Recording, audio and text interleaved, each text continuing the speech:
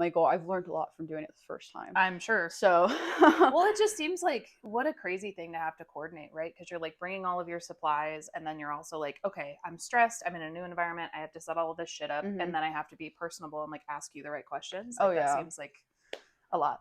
and when I started, I had like a list of questions because people were always like, oh, like, what are you going to ask me? And so I was like trying to come up with a list of questions, but I started getting the same answers from people. Same. Like, I'd ask, like, what's your most memorable tattoo? Always it would be like a memorial or a cover up. And I was like, I want it to be very personalized to the person. So now we just like, I have some basic questions and then we'll just rattle off from there. Yeah. Cool. Welcome back to Tattoo Consciousness. I'm your host, Ava Brady, and this is the start of season 2. This podcast is all about the craft, art, and community of tattooing, from artists and piercers to collectors and first-timers. Today I'm talking with Destiny, a Denver-based tattoo artist known for her black and gray illustrative work. We dive into her process, her style, and Denver's tattoo scene. Let's kick off season 2 of Tattoo Consciousness with Destiny. This is Tattoo Consciousness. This is season 2, episode 1, and I'm here with Destiny. Would you like to introduce yourself and kind of your style and what you do? I would. My name is Destiny. My Instagram handle is Destiny Illustration.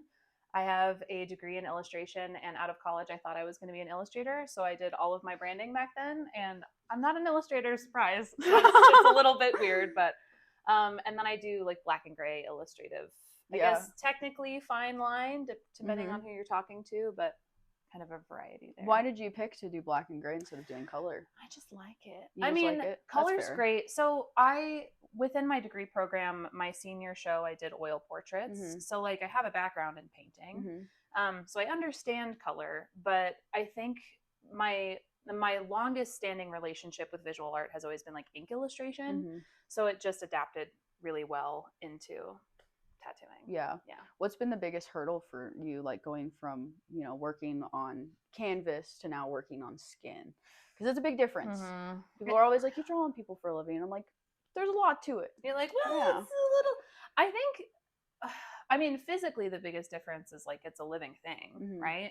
When I was newer to tattooing, I struggled with like just getting used to the fact that everyone's skin is kind of different, and like placements on the body, it's going to be like a different canvas. So like adjusting to like in the moment, you just kind of have to make it work on the fly has definitely been a lot different than canvas, obviously.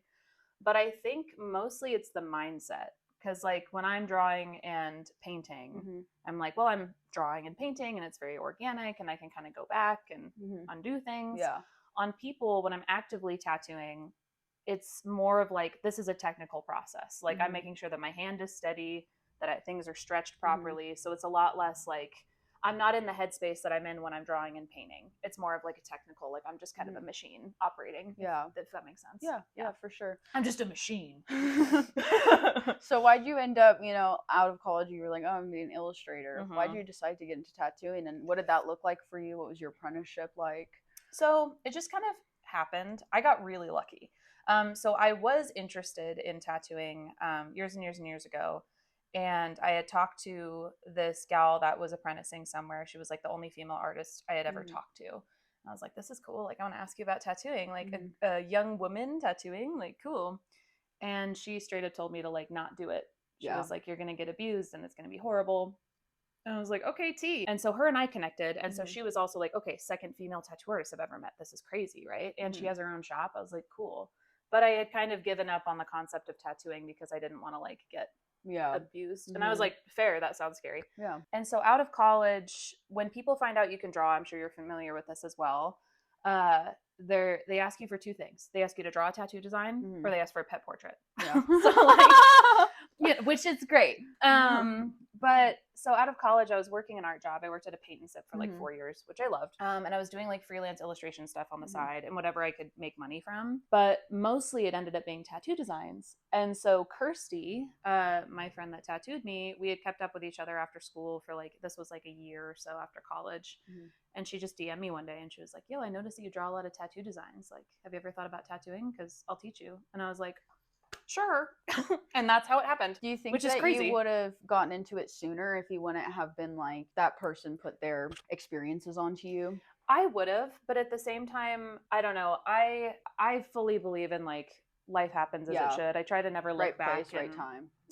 I try to never think about what things could have been.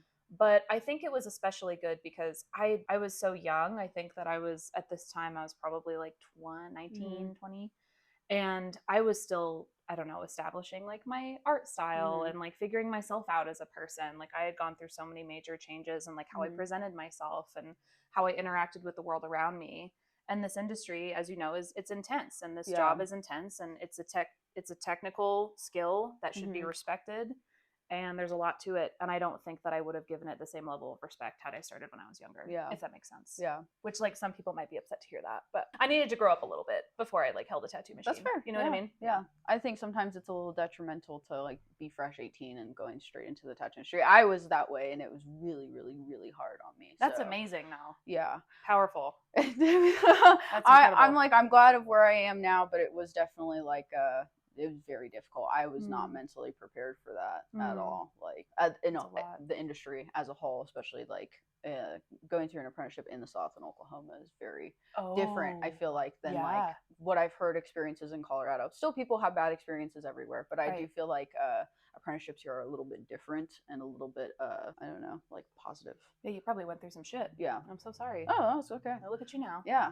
I'm like, I'm here. I did it. I got through it. Look at them now. So yeah. What is the biggest thing you think that an apprentice needs to learn, or like from your perspective, what would you teach somebody? I think the biggest thing to learn is something that like I can't teach. Maybe this is not answering your question. I think that if you want to be an apprentice and you want to get into this job, you need to love art and you need to be consumed by it. Like I've met some tattooers that are like, I didn't draw before tattooing, like I learned how to draw, and that's really fine.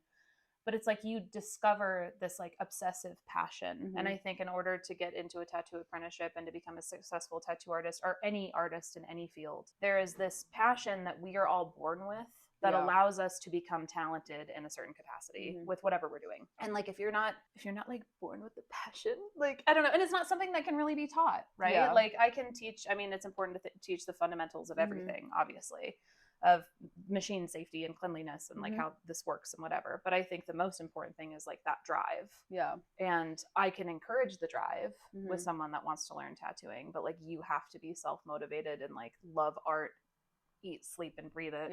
Want to just do it all the time. Because that was how I was. I had I didn't know if I was ever going to be a tattoo artist, obviously, because I was afraid of the industry. But I've literally, my most conscious, earliest memories have been drawing. Like I've been drawing every day for my entire life. And like, you just have to have that. The drive. Do you think that it's not like you mentioned, like, oh, you hadn't really drawn a lot before getting into tattooing? Do you think it's like good to have those fundamentals instead of like coming in and having somebody teach you everything? Yeah. Well, and I know it's controversial too, I think, mostly for like the old heads in the industry, but like going to art school is kind of frowned upon, becoming a tattoo artist. Ironically, I've worked at so many shops that so many people have gone to art school, and I was like told, don't go to art school. Don't do it. You'll be disrespected. And now I'm like, no, it's like becoming such a popularized thing to go to art school and then become a tattoo artist, which I think is good because it teaches you a lot and you get to grow while going through college instead of just going straight into the industry. Exactly. Well, yeah. And like I think it is important to have that foundational understanding of like, you know, this is how to make a composition look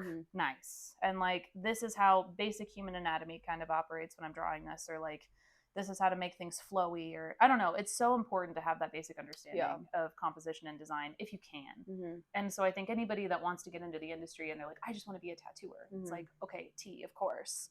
But like, you should want to be an artist first. You should want to be a drawer first.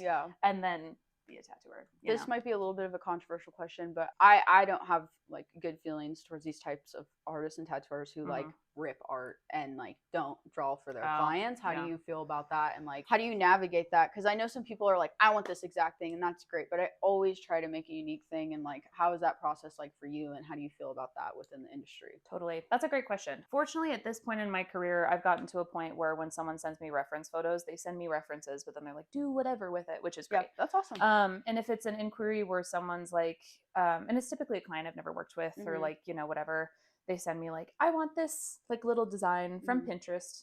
Pinterest is a great resource. I'm not hating on Pinterest. Oh yeah. Every time a client's like, oh, Pinterest, I'm like, we all use it. Pinterest is cheap. Everybody uses it. We love Pinterest. Best references ever. I know. But so when those inquiries come in, I just deny them because it's like, well, you can go and talk to anyone and also probably get in sooner with somebody else that can take care of you just as well. But that's just not something I prioritize. But as far as like how I feel about other people ripping off work, I don't know. I struggle. Like I think about like portrait tattooers.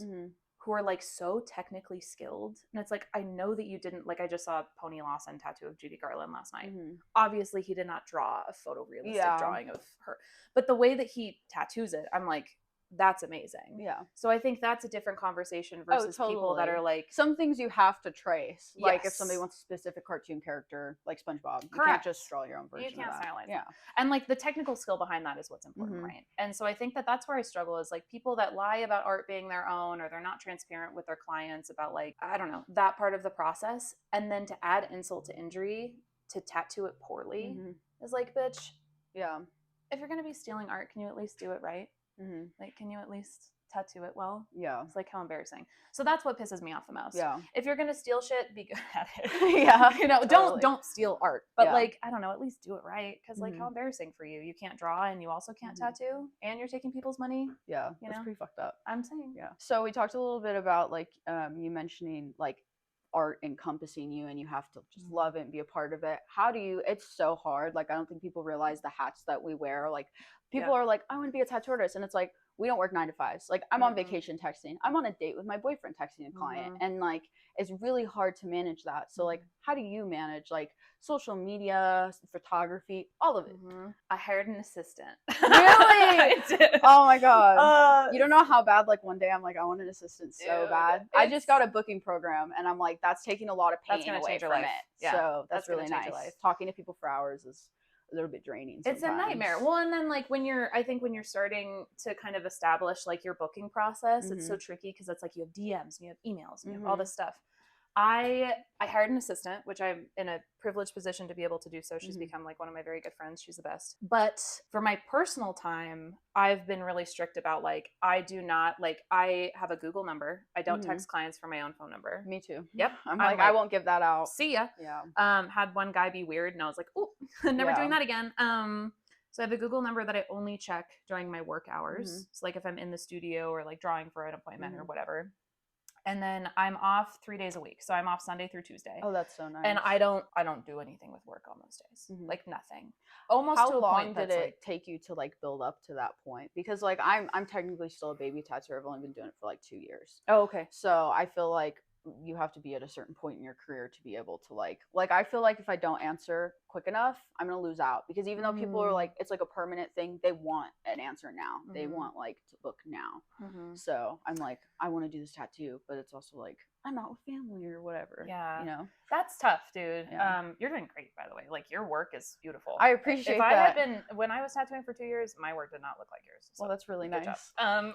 I wanted to interview you because I loved your work and like your stippling, and I just think it's so pretty. And I found you and I was like, oh my god. Oh my god, Yeah. thank you. Yeah, I mean it's always, I think we have to give ourselves grace to allow the work-life balance to change. Because that's a whole other part of imposter syndrome in this industry, I think, oddly enough, is like, oh, I don't manage my life well. I don't manage my business well. On top of like, I'm not as good of an artist as I should be. So give yourself the grace to know that the work-life balance will change over the years. And it's going to feel the best in whatever the way it feels best for you. When you're starting out, you are trying to just get clients as consistently as you can because you want to make money. I've been tattooing now for 6 years. And so I'm also very new technically. If you're under 10 years, which is crazy, by the way, you're like a baby tattooer. Don't even get me started about that. Girl. But yeah, I think in the last 2 years, I found a really strong work-life balance. And then having Allie, my assistant, help me with emails, I've been able to like reach out to people more professionally and in a more timely manner. Because I did get to a point where like I would go 2 weeks in between emails because I just like couldn't do it. It's overwhelming. It's especially like you saying like DMs and then phone number, and then like I even will book stuff on Facebook because some people don't have Instagram. So I'm like, I just do it on like everything to try to like widen my range. And like I'd lived here before, but I just moved back from Oklahoma, and so I'm trying to establish more clientele. So I feel like I'm in that rat race that I was whenever I first started tattooing, where I'm like, now. That's so hard. But I think it helps to, so first of all, I think that there is kind of sort of a fake it till you make it mindset with clients too, especially when you're kind of establishing yourself. It's okay to not be available all the time, because there is this kind of psychological game that you play where it's like, if you have access to me all the time, you respect me less. Oh, that's so true. You know what I mean? And not to say that obviously they respect you and they like your art to come in, but it's like if you let their email sit, or if you have a copy paste email that you or message that you say like, I'm out of office right now, I will get back to you in 3 to 5 business days, people are like, oh, they're so professional, like okay, like I need to like chill out a little bit. Eliminating that constant access that people have to you like elevates you as an artist and as a professional, and I think also kind of like elevates your client base, because the people that want to pay your full rate, like want you to draw whatever you want, whatever, will go through your process and will be okay with you not getting back to them within like the hour. Yeah. If that makes sense. I think that's something I've learned with like transferring to this booking app is like now I'm just like, when people DM me, I'm like, go through this. Yep. And if they're really serious about it, they'll go through all of that. Correct. And then I'm like, that's great. Or then I'll have people who are like still DMing me about like, well, how much is this going to be? And I'm like, go through this. And then I'm like, I know you probably won't book now. So correct. It's taken that away. And that's been really nice because like time wasters are a thing in the industry, especially going out being tattooed. People talking, where did you get your tattoos? You're like, here's a card. Well, I really want to get this whole sleeve done, you know? I don't even tell people what I do for work when I go out. You don't? No. I say that I work in design. Oh, that's so nice. Because I like don't want to have that conversation. And then if I'm out with friends and people are like, oh, like, because you tattoo all your friends. Yeah. So then when you're out at the bar and someone's like talking to your friend, they're like, I love your sleeve. When they turn around, they're like, she did it. I'm like, that's how my family is, because they're so proud. Yes, so they go out and they're like, and I get it, but I'm also like, we're out doing something together and like, because now this person's gonna like now I have stand to do over a me consult for an hour, and then they're never gonna book. Yeah, exactly. It happens every time, and I feel like people who aren't in the industry don't get it, so they're like, I'm trying to help you get clients, and I'm like, I know, I love you, you're so sweet, but yeah, it's not gonna work. And I think, you know, just being honest with people too, it's the same thing with talking to people in your DMs, like, I will get back to you when I have time kind of thing, and then also people in public that are coming up to you and as you said, like time wasters kind of person, they have every best intention. Yeah, they have dreams, they want to get tattooed, totally get that. But you're also like, I'm a professional, and you can tell them like, I'm not working right now. If you're interested in this, you can send me an email during business hours. Totally. And then people are like, oh, they're like so professional. You know what I mean? It's the fake it till you make it kind of thing. For sure. And then also like boundaries. Like you can't be working all the time. Yeah. That's going to burn you out so fast. Yeah. I was actually going to ask you about like burnout and what you do for that. Because even if it's not like burnout with your business, it's burnout with art. Oh yeah. Totally. And like it's hard to get like, sometimes when shit's going on in your life, it's like hard to create because you're like mentally not inspired and stuff like that. So what do you do to like create what inspires you, and how do you deal with that? I in recent years, maybe this answer is going to sound annoying, but I make more art, but I just make art for myself. That's nice. Oh, smacking the mic. Oh, you're good. Sorry. I make more art for myself when I am feeling burnt out. And it's also a work-life balance thing that I've picked up on is I only do client work on my iPad. Nice. That's it. I don't draw for fun on my iPad. I draw Flash on my iPad, but anything that I'm drawing on there is for my business. It's for Flash, it's for clients, it's for advertising. When I'm feeling burnt out and bogged down, I sit at my kitchen table and I take out all of my pens, all of my paint pens. I get a piece of cardboard, I get a piece of wood, and I just draw on it. And that recharges me more than any like, you know, I mean, and sometimes of course for mental health, like you need to cancel appointments and be like, okay, I need to like have a fucking day, right? Yeah. But like as far as like immediate recharging and like reminding myself of why I love this and like why I'm so grateful to be a tattoo artist and be an artist in general is just making art for myself that I get to keep. And then if it's really, you know, if I like it a lot, then yeah, maybe I'll sell it or something. Yeah. But just going into it being like, I just need to make something for myself and remember that this is something that I love and that I need emotionally and spiritually. I need to do this. Yeah. And that recharges me a lot. That's nice. Yeah. I don't know if you feel this way, but I know a lot of tattoo artists do is like being a perfectionist, especially with working on skin. So like when I have been painting a lot more recently and I'm like trying not to, I'm like, nobody's going to literally notice this. It's just me. And it's been really nice to be like, this is just a nice little painting that I've done. Yeah. You know, just make shit. Oh yeah. It makes you feel so much better. And I know that you make jewelry. How did you get into doing that? And like, when do you find the time to do that with like running a business and like, you know, I don't know if you have a partner, but I do. Yeah. That's tough. That's a lot of balls to juggle. It is a lot. Thank you for asking about that.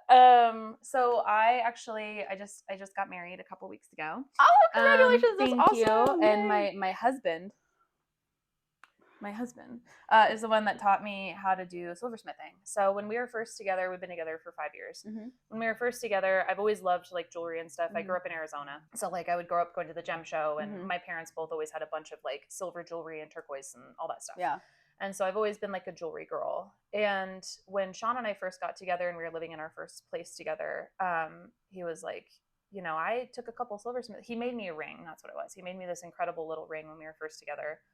And he was like, I noticed you wear a lot of jewelry, so I made you some jewelry. And then also, like, I'll teach you. He's like, do you want to try? So we made these like simple, tiny little silver stacker bands. And I like did the thing that I think artists do where it's like, oh, I'm good at this. Now I'm obsessed with it. Yeah. Like now give me all of it. So it went from making that silver stacker to now we've made, I mean, so much stuff together. And for a while we were consistently doing like jewelry drops and we had a website and all this stuff. That's awesome. And like we made each other's wedding rings and stuff like that. That's so cool. So it's like, I love that. It's fun, but I think I find time for it. And I don't always find time for it.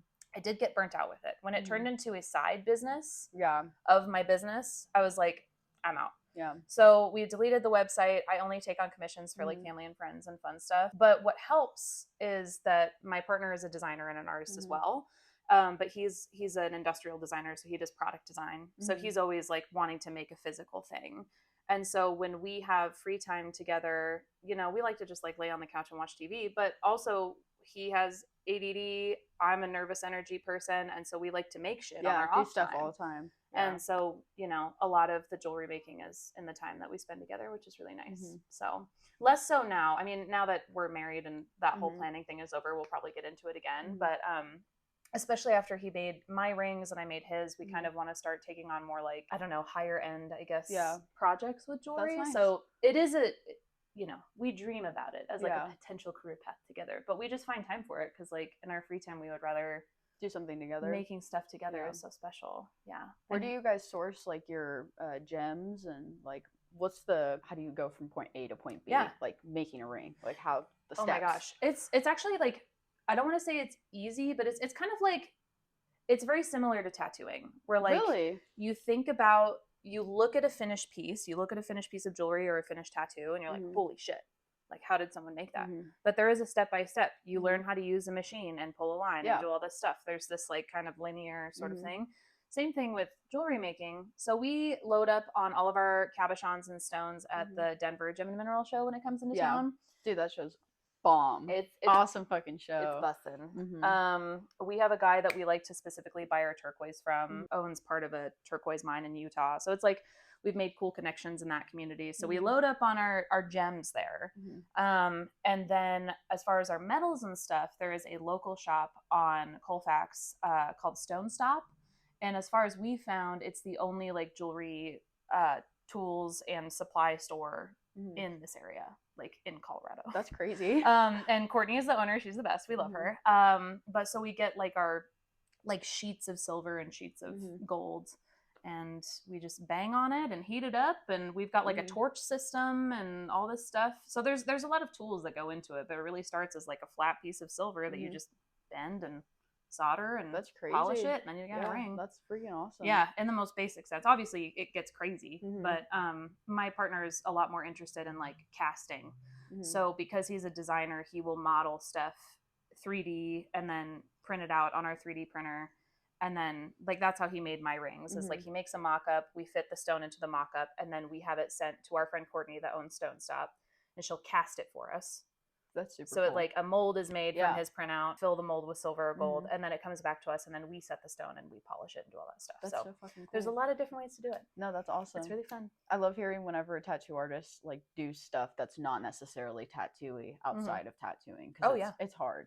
Oh yeah. Yeah. It's just like, I just got to be doing something. Yeah. And then I married a man that, I'm a Gemini and he's a Libra. So we're both always like, you know, we got to do shit. Got to do stuff. And then it's so fun to just like, I don't know, because he's so motivated as a creative business owner. He's going freelance as well. It's just fun because we both, it's not that we always have like business ideas, but we're both we motivate each other with like, oh, you made this and this is really cool. What if I did this with what you made and then we could make this thing together and then this could be a thing.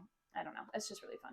When you started getting into art and like tattooing in general, did you ever have like people be like, you're gonna be like a starving artist? You're gonna be poor. Yeah, you're gonna be poor. What did that feel like, and how did you were like just like, I'm gonna do it no matter what? Like, yeah, I just didn't care. Being an artist is so interesting because like when you're a kid, people are like, oh, you're the most creative, like you're the most talented person in your class, and like you're amazing, you're the artist. My daughter's the artist. And then you hit a certain age, and I think it happens like early high school, where it goes from like, you're amazing, we support you, keep doing this, is amazing. And then all of a sudden you hit a certain age and people are like, well, you're good at this, but like, you're not going to make any money from that, right? And then all of a sudden it goes from like, you're so special, we support you, this is amazing, follow your dreams, to, well, your dreams aren't going to make any money. Yeah. That never deterred me in any way. I grew up with not a lot to get myself through college. I worked 3 jobs all the way through college. I worked 3 jobs while I had my apprenticeship. Awesome. Yeah. Thank you. A lot of work ethic there. A lot of people wouldn't do that. It was a lot. I don't know how I did. I don't have a ton of memories from that time. I think I like actually blacked it out. But like, and I still have student loan debt, but you know, you work hard anyway. But like, so there was always this mindset of like, I was raised with not a lot. My parents were always like, you need to work hard for what you want. If you want to go to college, you're paying for it, kind of thing. And just being told all my life, like, you're so talented, but it is kind of like a, well, watch me. I'm going to figure it the fuck out. And if that means that I'm working 3 jobs in order to like do my dream 1 day a week on my only day off for the next year, that's what I'm going to do. Because there's no question. I'm not going to live a life where I'm like unhappy working at like a, I don't know, any other job. I don't want to like shit on other jobs, but like, I needed to do this. Yeah. And I was like, if I'm poor forever, I don't care. Yeah. What would you say to people who are like deterred like you were whenever trying to get in the tattoo industry, or they're told by like their friends and family, like, you're going to be starving, you're going to be poor? I even heard that like people who don't have tattoos, I don't think they realize like you can make good money being a tattoo artist. So they're like, that's dumb that you're getting into this career, you know? Like what would you say to like the younger people coming into the industry and like having those negatives put on them? I think because of the situation that I was in, I was going through a lot of stuff when I was offered my apprenticeship. And so when I started tattooing personally, it was just like, I was going through a time where my whole life fell apart. And so I was just looking for a future. I didn't think about the money part of it. When I did my first tattoo on my first volunteer client, who ended up being my first apprentice years later, which is crazy, my friend Savannah, when she left her appointment that day, I gave her this like shitty, tiny little peony. It's like that. And she left that appointment and she tipped me $50. And when she left, I wept over that $50 because I did not think through the whole apprenticeship process, because I'm like in the mode of like, I work all these jobs and I can barely pay my bills, but I can do it. And like, I'm just going to be poor and this is it. When I got my first tip, that's when I realized like, oh, I'm going to be okay, not only career-wise, but also like financially. My mindset was different because I know there's people that get into this industry. Like my friend Josh got into this industry and he worked like a tech job and like made a lot of money. And he knew that starting tattooing was going to be a financial sacrifice. So he was on the opposite side of that. So everyone's different. But for me, I went into it just being like, I just want this life for myself and I want to make art. And this is such a cool way to do it. The money came later.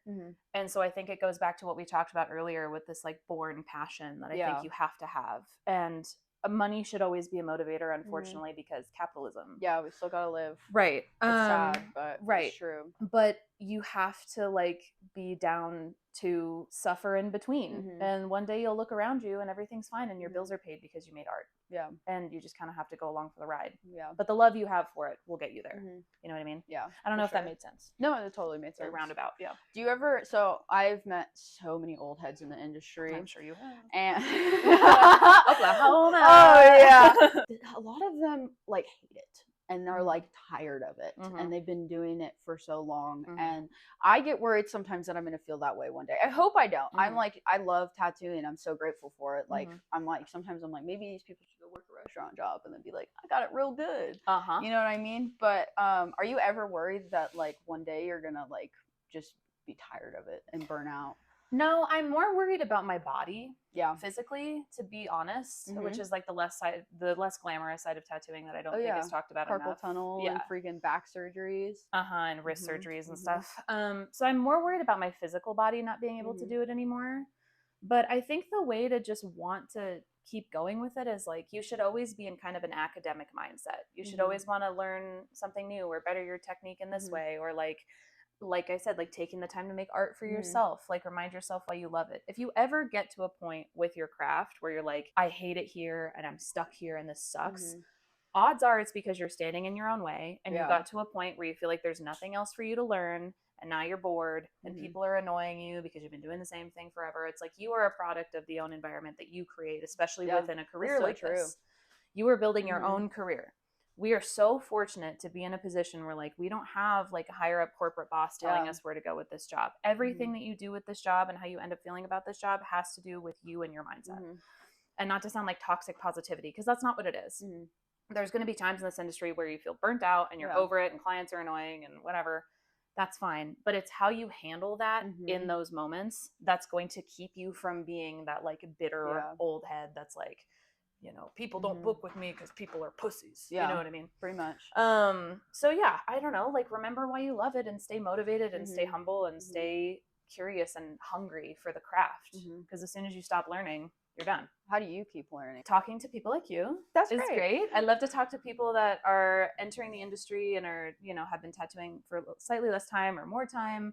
I just worked an incredible convention in Chattanooga, Texas called Literary Ink. You should work it. I saw that you did that. You should work it. I was like, this looks really, really fun. Oh my God. It was like and the greatest tattoos that were coming out of there, I was like, holy shit, these people are awesome. Yes. And it's just a bunch of like nice like art people. It's not people that are like, I'm a cool tattooer. You know, it's like, yeah, we tattoo, it's our job, but like we do this because we love art is the mindset. I think that's a big way to stay motivated too, is like putting yourself in these environments where you're surrounded by people that you admire.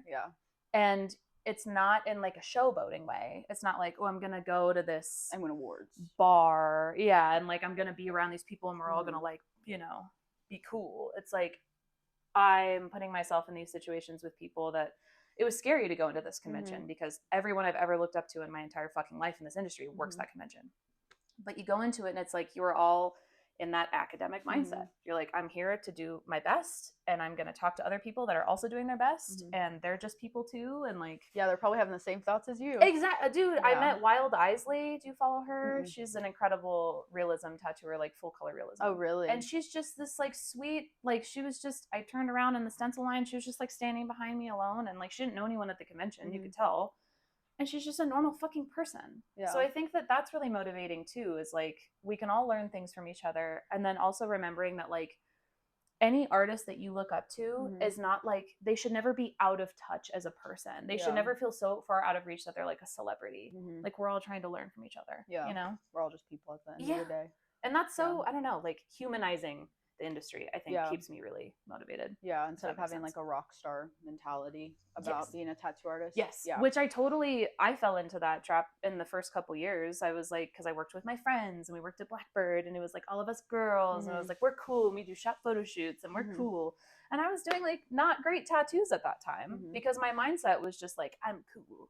Yeah. And the more you were just like a person about it and know that you are a student of the craft forever, you're going to do better work. You're going to have a better time, you know? How do you feel social media has affected the tattoo industry with like TikTok and like Instagram? And there's more education out there, but there's also misinformation. And then there's also now people, since COVID, it's been like a boom of buying machines online and self-taught.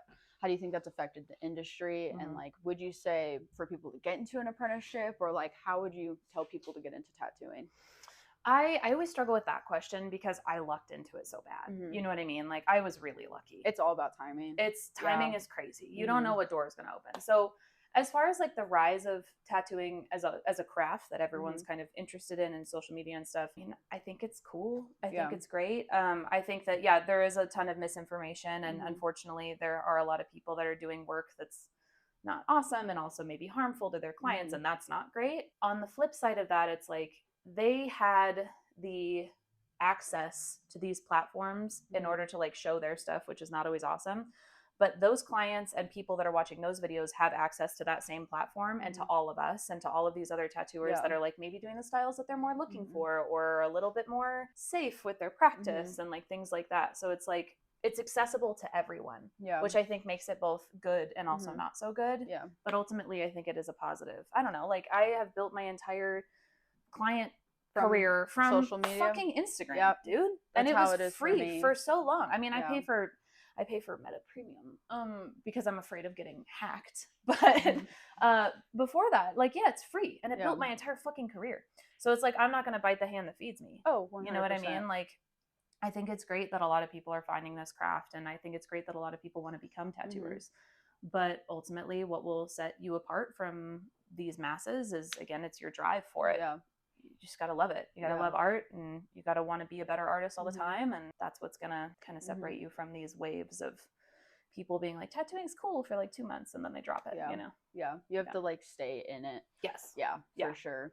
I always like to ask the question on social media because it's always very divided. Tattooers are like, I hate it or I love it. And I think it's a positive. There's negatives to it too, mental health and like you said, people who are doing it unsafely. But there's so many people out there that it's like the clients have access to doing that. But like, I mean, tattooing even just like 20 years ago was like not as popular. Like there's more people, it's getting more established now and more normalized, and I think that's a good thing. We should be able to express ourselves, and as long as it's not like hateful things you're putting on your body, you should be able to be a friggin' lawyer and have tattoos and shit like that. And I think social media is helping with that, and like the tattoo shows, even if people don't like them, it's normalizing it. I agree. That was what I was gonna say too, is like anything getting super popular, pros and cons. But like the fact that like we're getting to a point where I think the generation is like dying out, for lack of a better word. You can't work a professional job if you have visible tattoos. That's kind of done. And it's continuing to die. And it's like these changes only get made because these things that are very sacred and protected become widespread. And there's good and bad within that. But I think it's a lot. I think it's a lot of good. It's easy to get really negative about social media and like, I don't know. I think it's really easy to become insecure about your career path because of the influx of information around you at all times. And to become angry that someone's doing better than you that you don't feel like deserves to. But that's when you just got to sit back and be like, okay, I'm going to touch some grass and I need to go draw. And maybe this is something with me and not necessarily that person. It's always something with you. Yeah. And social media is also like, I've learned it's very much like, I mean, it's fake. Like we post the stuff we want. Like we show what we want, so it's very personalized. So it's hard to like go to an artist and be like get upset because you're like, look, that's a better tattoo, and they haven't been doing it as long as me. Yeah. So I totally get that. It's I think your mindset is everything. Like it's, and also put the phone down. Yeah, I don't know. Doesn't Tyler the Creator, didn't he say something about like he's like cyberbullying? Just close your eyes. Yeah, like which is whatever. It's funny. It's maybe not totally true all the time, but it's kind of, I don't know, like when you start to spiral about social media and get mad about the algorithm and do all this shit, it's like, girl, go draw a picture, do a good tattoo tomorrow, and if you feel like your client base is slowing down, draw some more flash, post some more stuff, use it as a motivator to work harder. Don't use it as something that makes you like internalize it and you like shut down and you're like, oh, instead of like hating on that person, you should think, maybe I should talk to that person. Maybe I should learn from them, or like, look at their style and be like, oh, I like that. I should try that. Totally. What are they doing that I could take from as well? Exactly. Yeah, that's a really good mindset. No one is your enemy also in this industry. Like the biggest enemy is yourself. Everyone's just trying their best. And if someone is, and obviously people are weird in this industry, there's always drama and stuff like that. But like people that are doing better than you on socials aren't trying to make you feel bad. They're just posting and advertising their business. It has nothing to do with you. Yeah.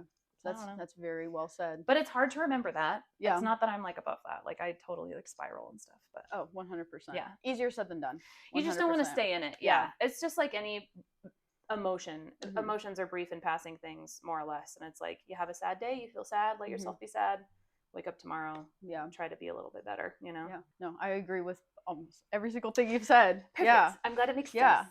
Yeah, no, you're fantastic. I think my last question for you is like, what is the biggest thing that you've learned in these past 6 years, and what's your biggest motivator for tattooing?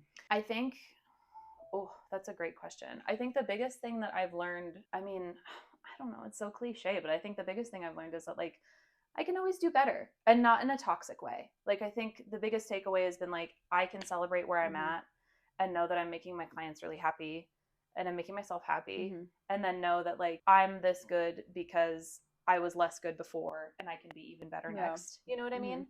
So kind of allowing those two things to exist, where I'm celebrating where I'm at, but still wanting more, is like a huge lesson that I've taken with me through every aspect of my life, but especially in my career. I mean, on the real, again, we live in a capitalist society. Financially, it's fucking awesome. Yeah. That I can make this work and get paid like this, and then kind of be in charge of how much money I'm making. That is a motivator. It's not as poetic, but like, it's true. But I think spiritually, the motivation has always been the same for me. It's like, I need this. I need to draw. And it's not that I just need to draw and like keep it at home in a sketchbook, which I need that too. But I need to share what I'm making with the world around me. And that matters to me so much. And that will always motivate me, is like, I I don't know, having people validate that too, like having clients be like, I followed you and I love your work and like you can do whatever, or like I'm trusting you to tattoo my dog that died. It's like that being validated as an artist, where it's like my whole life, all of our lives as creatives, you're like begging people to pay attention to your work. You're trying so hard. And I remember all these galleries that I would try to get into when I was younger and all this stuff, and always just feeling like, what am I doing all this for? I have this like crazy, I have a huge body of work sitting in my bedroom at my parents' house. Nobody's listening. And so now people are listening. That's a huge motivator. That's incredible. Because it's like, I'm always going to make art. It's so nice that now people care. And it's really, it's cool. And they care and they motivate you. I don't know. It's like, no matter at the end of the day how you feel about yourself, your work, it's always, well, my client really loved that and I had a good time and I gave my client a good experience. Totally. And you think about younger you drawing in your bedroom, it's like, this is the fucking dream. Dude, exactly. It's the dream. It's so special. And like, oh my God. If I could meet young me, she'd fucking go bananas. She'd be like, this is so crazy that you're like, look at you. Exactly. And you're okay. And I think, I always think about younger me, like, I feel like a lot of art kids are usually really sad too when they're younger. And I wish like I could like go back and like talk to myself and be like, we're doing so good right now. It is okay. You're going to be okay. I look at all my old sketchbooks that I used as diaries. I had big sketchbooks and I would just like write page to page and then draw on the writing and it was the saddest things I've ever read. Yeah. And it's just so crazy to like look around and be like, dang, like we're okay. Yeah. We're making art for a living. We did it. This is the dream. And like, we're okay. And things were not always okay. And they won't always be okay in the future. But like, we made it. Our bills are paid and we're happy. Yeah. And our career's awesome. You know? I don't know. We're okay. Yeah. No, that's amazing. Yeah. I've really appreciated having you on. Thank you for having me. Yeah, thank you for letting me come here and take a little chunk of your time. Yeah. So I really appreciate it. If you would want to say where they can book you and all of that real quick. And then, sure. A little self-promo. Crazy. I post about books opening on Instagram, and I also have a mailing list. If you're not an Instagram person, that's fine. Honestly, me either. You can go to my website, www.destinyillustration.com. If you scroll down to the bottom of the homepage and the contact page, there is a sign up button for my mailing list. And I only ever reach out to you when my books are open or if I'm like traveling somewhere. I also like to tattoo in New York a lot. So if you live there, hit me up. That's awesome. Yeah. I'm moving there with my husband in the next 6 to 9 months. Oh, so no, you're leaving Colorado. I'm hard launching it. We don't have like a specific date yet, but yeah, so. Thanks so much for tuning in to Tattoo Consciousness. Make sure to follow us on social media to stay up to date. And if you'd like to support the podcast, please make sure to check out my website for original art and prints, as well as sharing to your friends and family. See you next time.